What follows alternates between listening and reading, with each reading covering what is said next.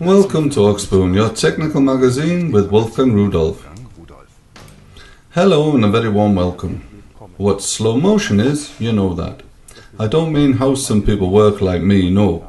Slow motion means that we show something chronologically. We expend time to see what happens in a certain time lapse.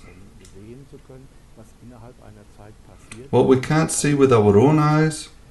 Alfred Musquius patented that in 1904 a serial mirror, no, not patented, that was 1906, but developed this then. In those days it was pretty hard. You only had pictures, no videos or such. It was also complicated then, and a couple of years later they stopped doing it. He couldn't follow his idea because of financial reasons. And then the firm Engelmann in Dresden had developed it further. He had let his gadget be made there, and then they forgot about it, and then in 1916 they brought devices like that onto the market. Even this was not a success, maybe. The people didn't have the usage for such things. But let's just think about it. Slow motion, that is that when you look at the TV and watch car racing. And you want to see how the tyres are changing in the curves, and you use a tele lens onto the tyres and you can see them larger. And you can, because it is delayed like this with a slow motion, see how the tyres change. You can do a lot of studies like in sport, how you move, how you can move better, how you run, hurdle runners, and all these things. And even in a technique, we have such problems to see things which have running times, and that our eyes don't catch it. Why? We need at least 18 pictures that we have a homogeneous expiration. And then it still flickers, especially in the periphery. That is why we have by the television 25 pictures by half definition.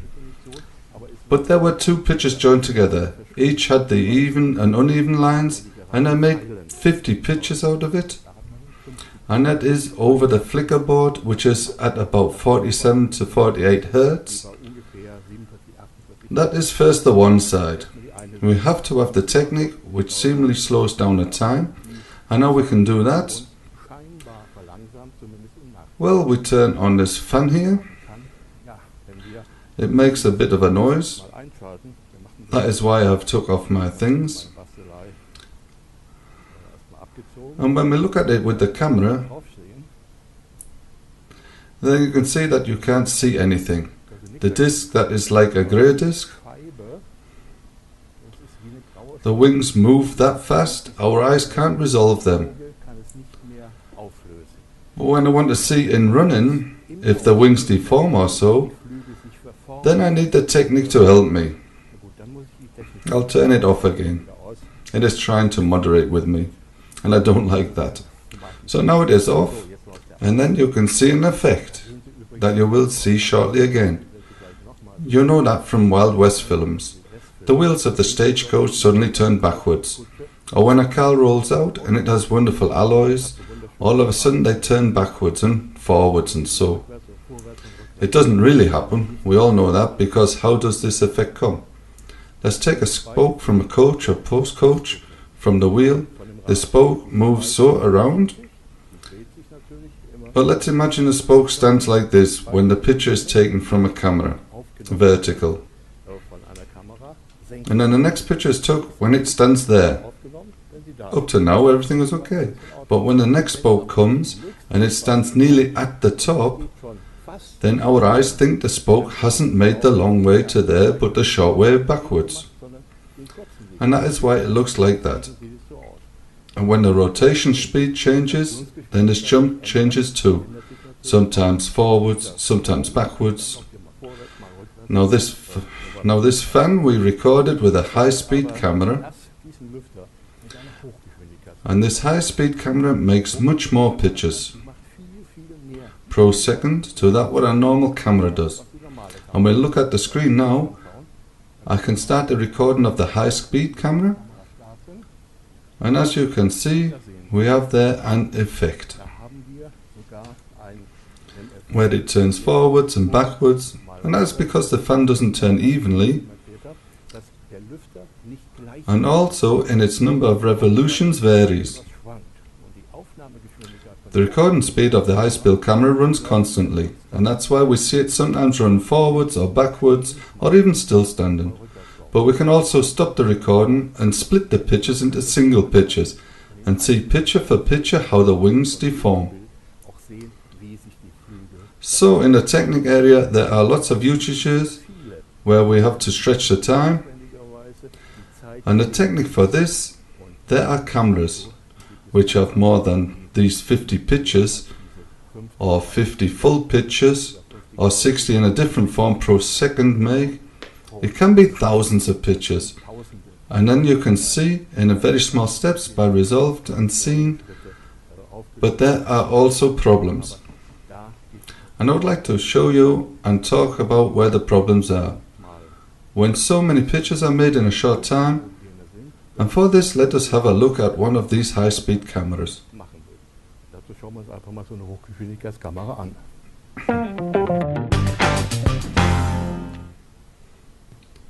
So now to my build-up here. I have a high-speed camera from PCE, the HSC 1660, and next to it is the delivered with LED spotlight, with 6 lighting diodes to light up the object. We will come to that shortly, why we need that. And also a remote control to trigger the camera sequences. I can attach to the back of the camera. I can also operate it completely from the computer. Attaches the camera with a delivered USB cable onto a USB 3.0 interface. The computer should have at least Windows 7, better is Windows 8, with 2 GB memory. And that is also important with 2 GB clock speed, because it is a lot of data which is sent over, and also in a computer processed.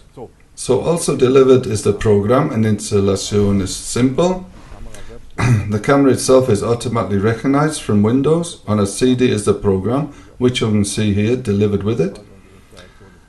And installation is trivial. That is first to the experimental setup. For when I want to record something, and for this I have brought a toy, normally in this egg times sand. But here with me there are metal shavings in it, because in the bottom there's a magnet and I build up much nicer. So let's have a look with the normal camera.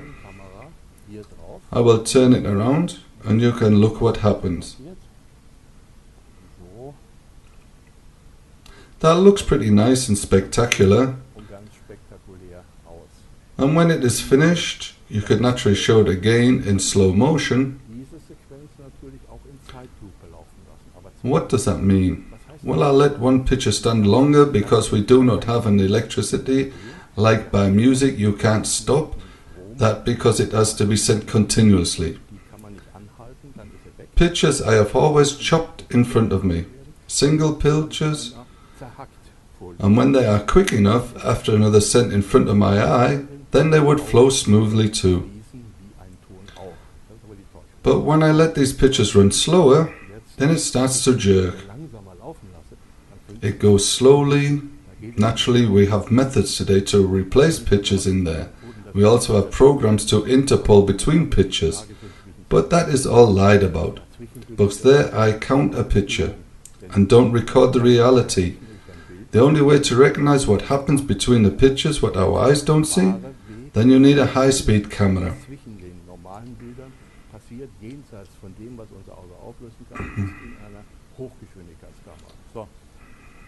As you have seen, looks good, but to really see what happens there you can't.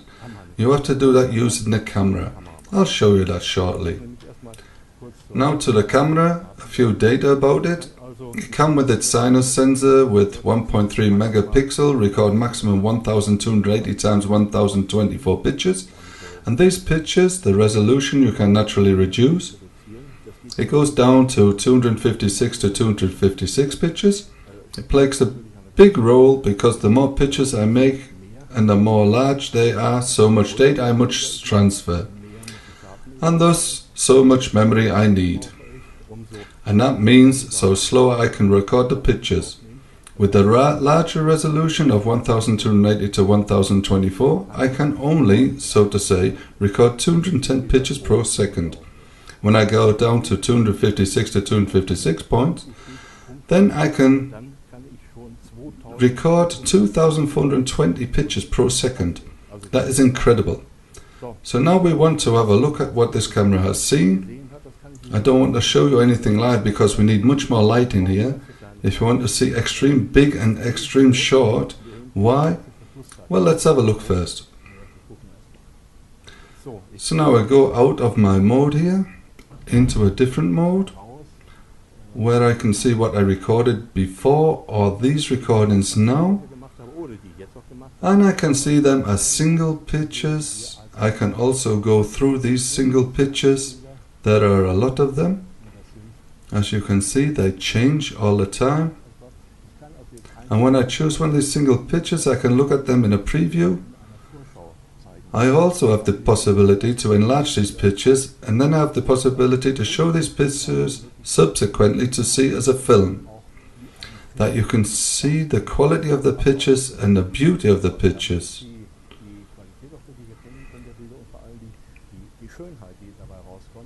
I have already played these pictures in a file, a MP4. You can use different formats. You can also save them as single pictures in BMP format to work on them. But I think we will look at the pictures which I recorded earlier.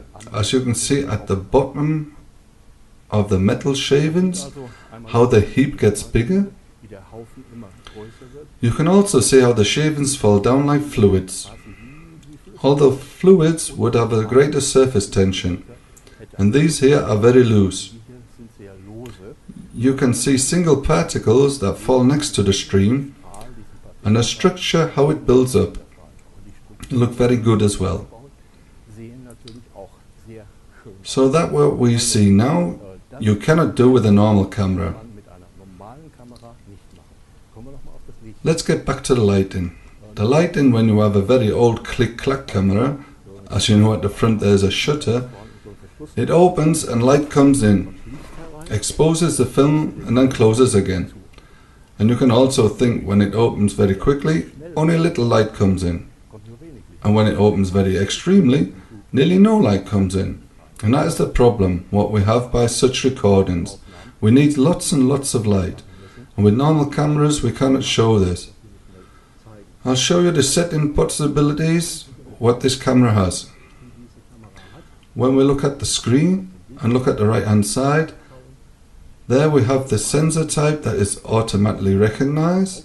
If I set the resolution like I said before, here is 1280 times 1024 down to 256 to 256. Then we have, we have to shut it first. The gain, which I can set in 8 steps. Then I have here how many frames I want to maximal record. Depending on how much memory I have reserved for this software, then I can record many pictures in high velocity which come into it. We also have another story. The possibilities of this camera, it can also look into the past. You know that doesn't work, but the effect is so. I can let the camera run and then set it off using a so-called trigger. With this, which I can attach to the camera rear, or naturally direct from my computer. And then I can say in the software, when the trigger button is initiated, then release 1,000 pictures beforehand. That only works because the camera always records and always saves, and when I push the button it says OK. That is not the first picture record, but the 1,000 pictures beforehand, or 100 or 50 or how you want it. The advantage with this is when you do it manually and you see something and we humans haven't got the reaction and it is too late. And that's why with this camera using the software, you look into the past. Exactly as after the happening, I want so many pictures after the happening and so forth, or run through till the memory is full. So let's have a look at the next setting. Exposure time of the lens. As you can see, it goes from 100 microseconds and ends down there at 100 milliseconds. I can also set it with my own value. That means that these maximum 2420 pictures or the minimum resolution what this camera does, I can set simply with a key click. And finished. Such a camera serves to improve our products and to understand them, and also in a school area or university area, there where you want to look a little deeper into the things, then it is a very important tool. Important and fun. Well, it was a lot of fun for me. As you can see, I am still playing with it. I wish you all a sharp eye and look quickly and exact, and will not take a high-speed camera. Like this one here, the HSC 1660 from PCE, it made a lot of fun for me. And bye.